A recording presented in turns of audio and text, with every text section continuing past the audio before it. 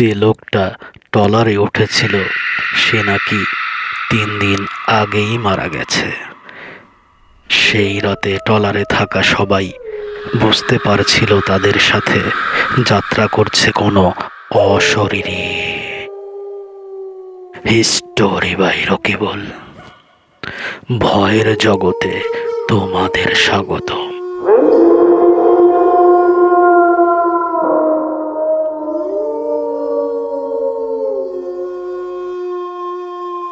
ঘটনাটা ঘটেছিল 2008 সালের আগস্ট মাসে।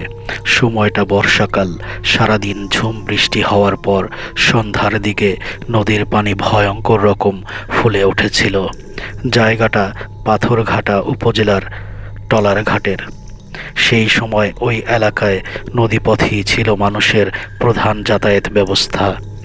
রাতে নদী পার হওয়া মানুষের জন্য একটা ভয়ঙ্কর ব্যাপার হয়ে দাঁড়াতো, কারণ মাঝ নদীতে ঝড় উঠলেই বাঁচার উপায় নেই। সেই দিন রাত 10:20 পাথরঘাটা ট্রলার ঘাট প্রায় ফাঁকা। শেষ ট্রলারটা ছাড়ার প্রস্তুতি নিচ্ছিল কাশেম মাঝি। কাশেম মাঝির বয়স প্রায় 50-এর কাছাকাছি। ওই নদীতেই কেটে গেছে তার জীবন যৌবন। তিনি এই পেশায় প্রায় 35 বছর। সেই রাতে কাশেম মাঝির ট্রলারে মাত্র 6 জন যাত্রী ছিল। একজন মাছ ব্যবসায়ী, 2 জন কলেজ ছাত্র, একজন বৃদ্ধ লোক আর এক দম্পতি। কাশেম মাঝি সবাইকে বলল, আকাশ ভালো না, তাড়াতাড়ি সবাই ট্রলারে উঠে বসেন। ঠিক তখন ঘাটের অন্ধকার দিক থেকে ধীরে ধীরে একটা লোক এসে দাঁড়ায়। লোকটা লম্বা, রোগা পাতলা আর গায়ে ভেজা চাদর।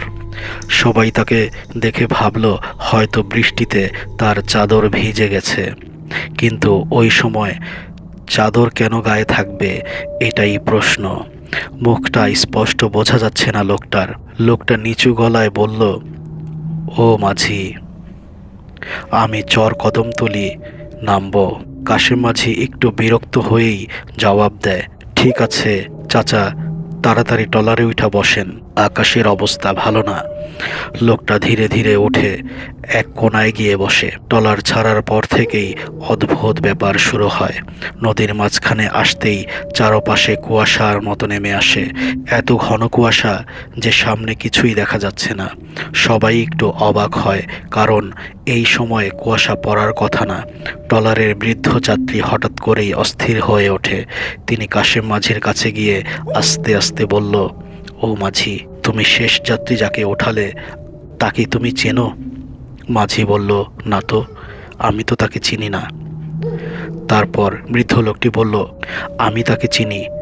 বৃদ্ধ বলল, ওই লোকটিকে আমি যতদূর চিনি সে বেশ কিছুদিন আগে এই নদীতে পড়ে ডুবে মারা গিয়েছিল। প্রথমে আমি চিনতে পারি নাই, কিন্তু এখন আমার মনে পড়েছে। মাঝি ধমকের সুরে বৃদ্ধ লোকটিকে বলল, চাচা, আপনি এগুলো কি বলতেছেন? আপনার মাথা ঠিক আছে? এটা কি সম্ভব? মৃত মানুষ কেমনে ফিরে আসবে? আপনি মনে হয় কোনো ভুল করতেছেন চাচা। মাঝি ও বৃদ্ধের কথা শেষ না হতে হতেই ট্রলারের চারপাশে পরিবেশ ভারী হয়ে উঠল। হঠাৎ ট্রলারটি থেমে যায় মাঝ নদীতে। চারপাশ নিস্তব্ধ, শুধু ঢেউয়ের শব্দ।